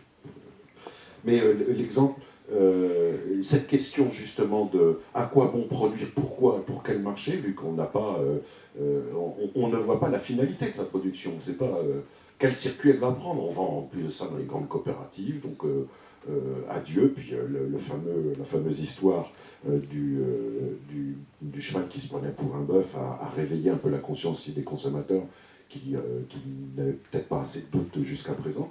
Donc par exemple sur le conventionnel, ça c'est quelque chose qui est né assez récemment, il y a quelques années. En 2012, le premier qui s'est constitué, c'était en Gironde. C'est un drive fermier. Alors c'est très...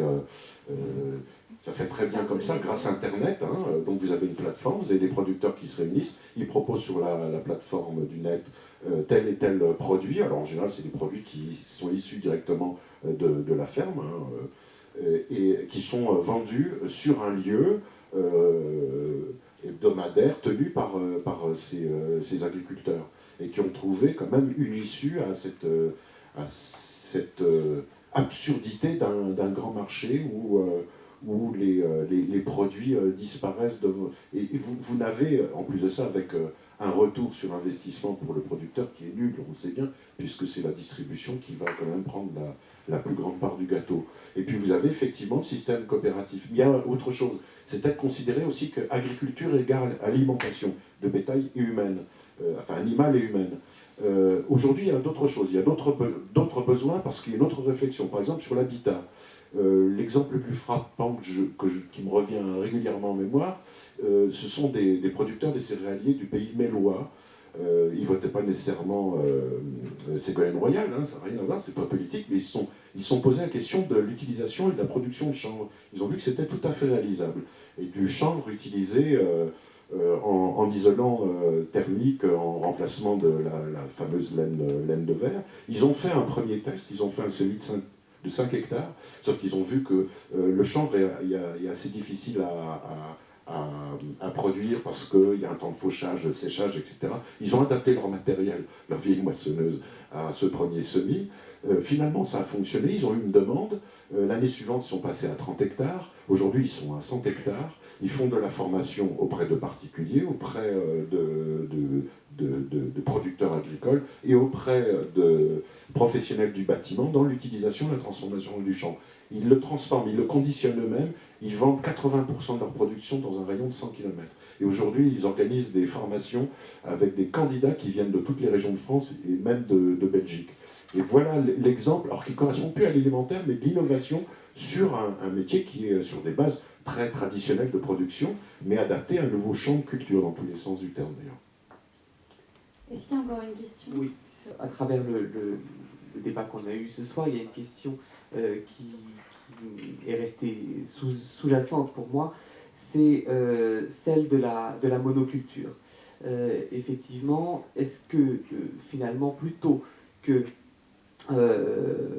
disons au-delà du clivage sur l'agriculture traditionnelle, l'agriculture conventionnelle, biologique ou autre, est-ce que c'est pas ça le plus important, c'est-à-dire réintroduire une diversité au sein même des exploitations. Alors, je ne suis pas agriculteur moi-même, je ne sais pas dans quelle mesure économiquement c'est viable, mais vous parliez tout à l'heure de la permaculture. Est-ce que ce modèle, peut-être aussi excessif soit-il, peut-être aussi difficile à mettre en œuvre soit-il aujourd'hui, est-ce que ce modèle n'offre pas des conditions qui peuvent paraître idéales? Merci. Est-ce qu'il y a encore une autre question? On va la prendre. Oui, allez-y. Ah oui, d'accord. Bon, on va prendre 3 questions comme ça. Oui, c'est une autre question un du tout bouquet final. par rapport à l'agriculture, c'est par rapport aux communes, puisque je suis maire d'une petite commune. Il parle de supprimer 10 000 communes dans les années à venir, puisque c'est un projet. Et je voudrais savoir qui peut me répondre, comment ça pourrait se passer, puisque dans notre canton, 18 communes, 1700 habitants, ça voudrait dire qu'on aurait un territoire aussi, qu'on aurait à peu près 10 communes par. Donc ce serait un large territoire, et je voudrais savoir comment ça pourrait fonctionner, parce que chez nous, ça serait très difficile. Un territoire donc avec 1700 habitants pour 18 communes qu'on a actuellement. C'est-à-dire on a une population de en dessous de 7 habitants du mètre carré. Donc voilà, c'est dans le coin de Belval, puisque je suis maire d'une commune du coin de Busancy. C'est pour ça que c'est pas du tout comparable à ce qui a été dit tout à l'heure, puisque les néo-venus ruraux, on n'en a pas, puisqu'on est trop loin des centres, 80 km de Reims. Donc on n'a rien, c'est l'Argonne ardennaise, si vous y venez, vous y promenez, c'est beau, mais je veux dire, voilà, il n'y a personne qui veut y habiter. Et donc c'est un souci, parce que la preuve, tout à l'heure, Bruno Juillet le disait, on ferme les écoles, on ferme tous les services. Et qui s'intéresse aujourd'hui à nos cantons, étant donné qu'on est très peu, même le téléphone, les opérateurs ne veulent pas mettre du pognon dans ces antennes. La fibre optique, je n'y crois pas, parce qu'on en parle, mais nous, on sera les derniers à l'avoir, puisque de toute façon, ça ne rapporte pas. Et donc aujourd'hui, on se retrouve un peu délaissé par l'État. Je rejoins ce que dit Bruno Juillet. Et vous disiez, c'est juste pour. Parce qu'on s'est vu dans les Ardennes quand je suis venue faire un reportage, et vous parlez justement de ce seuil de 7 habitants au kilomètre carré. Vous expliquiez que. En fait, c'était à peu près la même chose dans la Creuse, c'est ça, ouais, c'est ça dans oui. les années 90 ou quelque chose comme ça? C'est-à-dire que il y a une ligne, vous la connaissez, c'est la diagonale, donc la Creuse fait partie aussi, l'Aveyron aussi, qui se trouve dans le même... mais la différence, c'est qu'ils ont su se regrouper, faire, et puis la Creuse a pu interpeller les pouvoirs publics pour leur donner un peu plus de choses. Je ne sais pas s'ils ont réussi sur tout, mais ils ont été, à mon avis, un peu plus solidaires, mais nous, on se sent complètement délaissés dans nos communes. Bon, alors, vous savez, j'ai pris l'exemple de la Creuse parce que je sais qu'ils sont montés à Paris pour manifester auprès des ministères pour dire on en a marre de ne rien voir. Donc c'est un gros souci chez nous, puisque moi je suis né où c'est que je suis élu maire, et vous savez que demain ça nous dit on supprime nos communes, et on va se retrouver avec 10 communes ensemble. Je ne vois pas comment on pourra gérer nos villages, nos routes, nos chemins, etc. Puisqu'on se retrouve, Bruno Juillet c'est 40 habitants, aujourd'hui il a 4 ou 5 agriculteurs dans son village, dans 15 ans, combien il en restera, Bruno? Ça marche. Oui.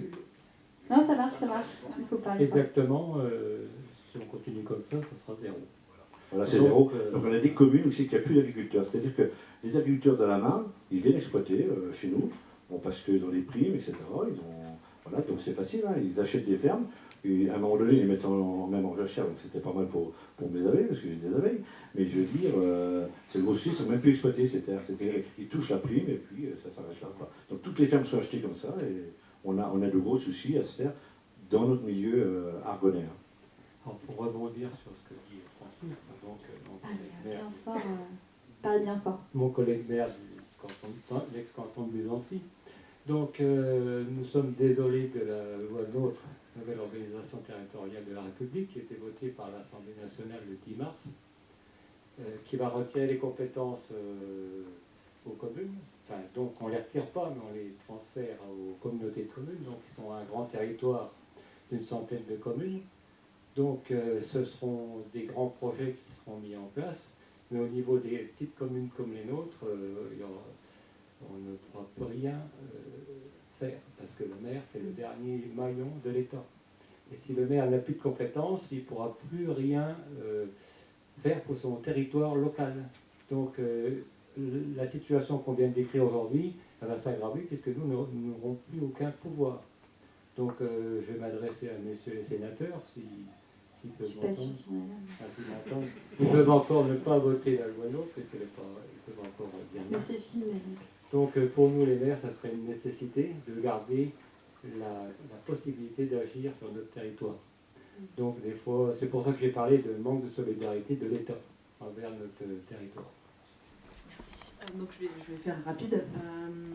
Je suis photographe et je travaille aussi sur la relation entre les pesticides et... je dis plus phytosanitaire, ça m'embête, c'est pas bien, mais bon. Voilà, donc il y a un vrai danger, je voulais aussi vous remercier par rapport à ça, d'appuyer là-dessus, parce que on est toujours un petit peu tapé sur les doigts, parce qu'on négative un peu la chose, et je pense qu'il y a une vraie urgence, et qu'on n'en parle pas assez. La deuxième question, c'est qu'on n'aborde jamais aussi, et je pense que c'est un vrai débat, la formation des agriculteurs. Donc je ne sais pas ce que vous en pensez, mais en tout cas, moi, voilà, c'est une question qui me taraude pas mal. Comment ils sont formés, qui les forme? Voilà.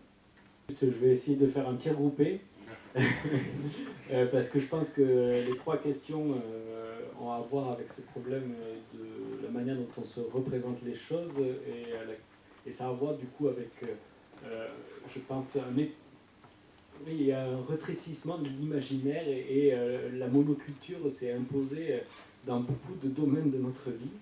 Et il y a des agencies, c'est pas si classe, etc. Donc, et concernant donc l'éducation, pour avoir été en résidence dans un lycée agricole professionnel et pour continuer à travailler avec des CAP ou des élèves de lycée agricole, il est clair que le mépris qu'on a pour ces travaux qui sont en lien avec le vivant, avec la terre, avec la merde, avec des choses fragiles, avec des choses dont on ne sait pas la rentabilité, dont on ne sait pas les objectifs de résultat, avec des choses dont on ne peut pas imaginer la richesse parce qu'on ne veut tout simplement pas essayer même de se la représenter, eh bien, ces enfants-là, et j'en rencontre beaucoup, vivent une forme de mépris, même une haine de soi, dans le sens où j'entends beaucoup de gens, d'élèves, d'étudiants qui se posent la question de pourquoi ils sont là.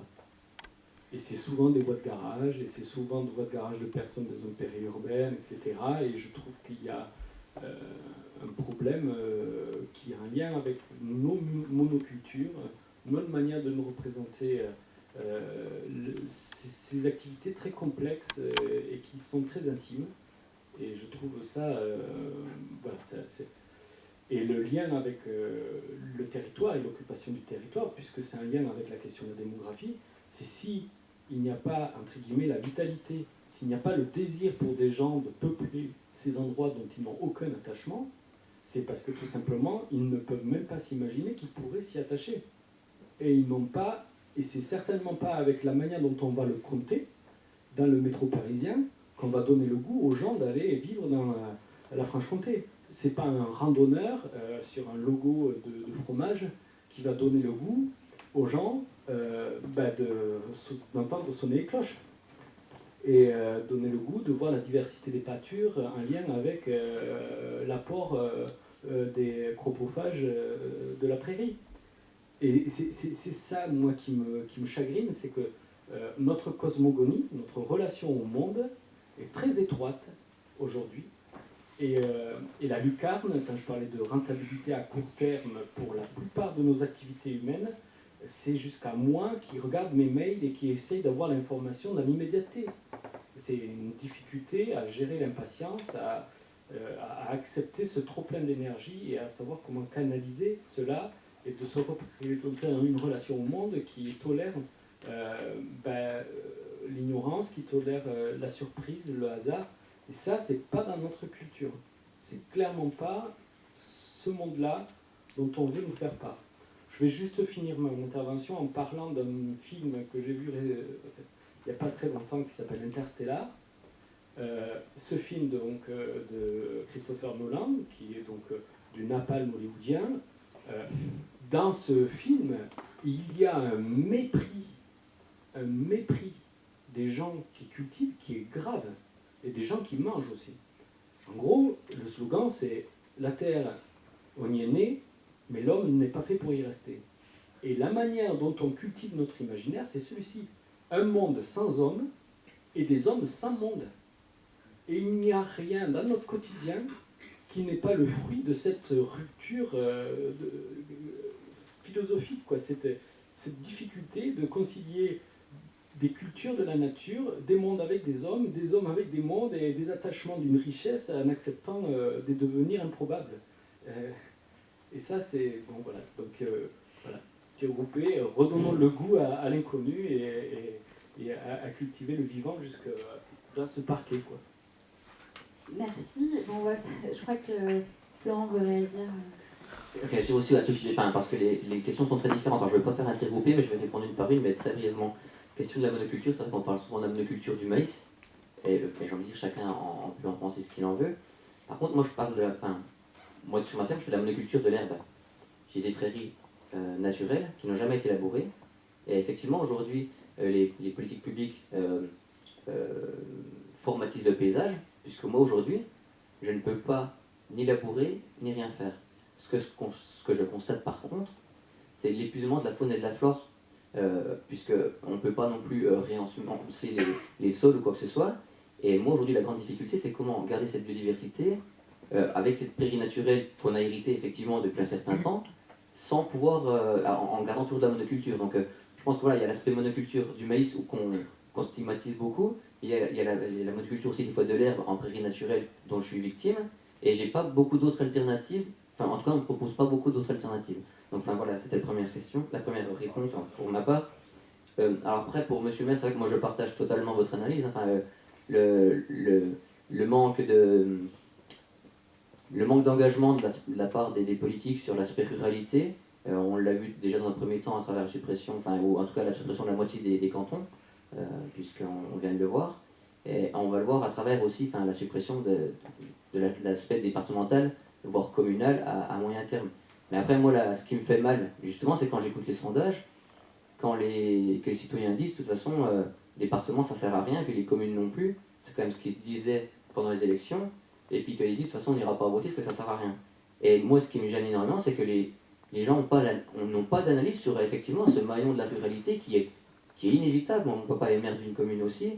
Et il en est malade, justement, de voir à moyen terme les communes mourir et puis d'avoir plus de moyens. Donc là-dessus, je vous rejoins à 200%. Par contre, je pense que c'est l'aspect aussi pédagogique et communication qu'il faut dire que si on est là, c'est parce que c'est le lien, le premier lien aussi avec que tout le monde appelle. Et je pense que ça, il faut leur communiquer à l'ensemble des citoyens. Parce que quand j'entends justement dans les médias, dans le 13h de Pernod ou quoi que ce soit, qu'on nous dit qu'effectivement, que d'après le sondage, de toute façon, les gens sont plutôt favorables à la suppression des départements, moi et des communes à moyen terme, moi j'en tombe de ma chaise, quoi. Donc je pense qu'il faut vraiment qu'on reprenne la communication là-dessus. Dernier point sur l'aspect pesticides et sur l'aspect formation des agriculteurs. L'aspect pesticides, le premier point, c'est que effectivement on peut toujours critiquer, mais je vais toujours aller sur le langue du consommateur. Est-ce que demain, non mais parce que je suis consommateur aussi, hein. Moi aussi. Voilà, on est tous consommateurs d'ailleurs. Est-ce que demain, on est prêt du genre à manger une pomme qui est un peu piquée sur les étalages d'Hyper U? Oui. Bien sûr. Eh bien très bien, eh bien moi... Mais je pense Non mais enfin voilà, je pense que effectivement il y a des changements, s'il vous plaît, il y a des changements qui commencent à s'opérationner, puisque aujourd'hui on s'aperçoit que les GMS font la promotion des fruits moches. Donc ça va dans le bon sens. Mais vous vous rendez compte dans quel point on est allé, c'est qu'on a stigmatisé aussi, parce que le consommateur, il voulait un fruit standard, enfin un œuf standard, une belle pomme rouge, ou la plupart. Et effectivement, il y a des changements, mais ça prendra du temps. Et je pense que l'aspect pesticide, on avancera aussi quand le citoyen et le consommateur sera prêt à manger une pomme un peu piquée, une banane qui soit noircie, plutôt que de finir à la poubelle, parce que la première source aussi, c'est le gaspillage alimentaire. Et ça, quoi qu'on en dise, tout ce qui part à la poubelle tous les matins, parce que tous ceux qui bossent dans les hyper-U, dans les grandes surfaces, ils arrivent à 6h, alors que le magasin ouvre à 8h30, quoi. Hein. Donc qu'est-ce qu'ils font entre-temps? Je pense pas qu'ils boivent le café pendant 2h30. Donc il y a un moment donné, voilà, puis on ose encore mettre de l'eau de javel, surtout pour pas que les SDF viennent manger, parce que, voilà, pour pas qu'il y ait de soucis. C'est que, moi je pense que la communication et la pédagogie fera changer les choses. Mais ne jetons pas la pierre trop facilement. Non, mais sur la dernière chose, et puis sur l'aspect formation, ce que Jeunes Agriculteurs défend, ce qui n'est pas le cas de l'ensemble des syndicats agricoles. C'est un niveau 4 pour les formations, Bac Pro ou BTS. Ce qui veut dire, c'est que nous, on ne peut pas concevoir qu'un agriculteur aujourd'hui ne soit pas formé pour reprendre une ferme. C'est que dans l'ouverture d'esprit, dans l'analyse des systèmes, si on ne veut pas répéter éternellement ce qu'on a vu faire, ou bien ce qu'on nous a dit, c'est qu'il faut un certain niveau d'études. On se bat à longueur d'année, justement, pour que ce niveau-là, il soit mis pour les aides à l'installation, puisque effectivement monsieur faisait un parallèle avec les aides qu'on peut mettre, pour aller dans un dispositif aidé, donc pour en gros accompagner un jeune à l'installation par le biais de l'État. Le niveau 4 est formellement, et c'est le niveau 4 qu'il faut, quoi. Et c'est quelque chose qu'on défend au quotidien, puisqu'on est présent aussi justement dans l'aspect ouverture d'esprit, dans l'aspect formation et dans l'aspect justement remise en cause des systèmes. Merci. Gilles Laferté, je vous passe le micro et vous allez conclure. Eh oui, eh oui. Merci. Moi, je voulais juste répondre à la question sur formation et la question sur les regroupements des communes. Sur la formation, il y a un point qui est quand même central pour les agriculteurs, c'est le groupe social qui a connu la plus forte progression de sa formation. Longtemps, les agriculteurs ont été rétifs à l'école. Dans les stratégies de reproduction sociale, aller à l'école dans les années 60, c'était un risque de voir son fils partir ailleurs, et ils avaient un niveau scolaire, les enfants d'agriculteurs, en dessous des ouvriers. Aujourd'hui, il est à peu près équivalent aux professions intermédiaires, et comme l'a rappelé mon voisin, l'entrée dans la profession aujourd'hui ne cesse de monter. Et il y a un point qui est assez intéressant à observer, je ne sais pas jusqu'où c'est généralisable, mais moi ce que j'ai pu observer, c'est plus on monte dans la structure de formation agricole, jusqu'aux ingénieurs agronomes, plus ils ont une formation proche de l'agroécologie, de systèmes alternatifs, et donc du coup ça réimporte des critiques sociales internes aux familles. Donc les familles de gros exploitants céréaliers qui ont leurs enfants qui réussissent très bien leurs études risquent fort de se retrouver en conflits familiaux quand le fils revient. Et on a donc un système éducatif agricole qui s'est très rapidement mis à l'ouverture aux systèmes alternatifs. Alors bien sûr, il y a des lenteurs, mais il joue un rôle important dans ce changement entre une agriculture productiviste et une agroécologie aujourd'hui. Et il y a un autre point qui est central, c'est la féminisation très forte de ces formations agricoles. Aujourd'hui, je n'ai pas le chiffre, mais il y a une majorité de filles dans ces formations agricoles qui ne vont pas donc toutes vers la reprise des exploitations. Et comme le rappelait aussi mon voisin, il y a de plus en plus de nouveaux entrants dans l'agriculture. Tout le problème, c'est quel foncier derrière on peut leur mettre, parce que quand on a la formation agricole et qu'on n'a aucun foncier hérité, en général, on est un peu court sur le marché pour trouver une exploitation. Et sur le point, la loi neutre et puis le regroupement des communes, il me semble que c'est un mouvement politique qui est très massif et que j'ai beaucoup de mal à imaginer, même si on pourra par quelques mobilisations freiner le mouvement, j'ai du mal à imaginer que, vu les économies de moyens demandées à la sphère publique, le mouvement puisse être inversé. Et les effets sociaux et politiques sont très nets. Ça provoque une professionnalisation du corps politique à l'échelle locale. Et donc le représentant ou le président de la communauté de communes devient quelqu'un qui est un peu plus encarté, la politisation des scènes politiques locales devient beaucoup plus massive, et donc on va observer dans les années qui viennent, c'est déjà un processus en cours, une professionnalisation et une politisation des sphères locales à coup sûr. Et une montée aussi du niveau social de ces représentants locaux qui va fonctionner avec une exclusion des classes populaires de la scène publique. On va terminer sur ces propos. Je vous remercie beaucoup pour votre présence et participation.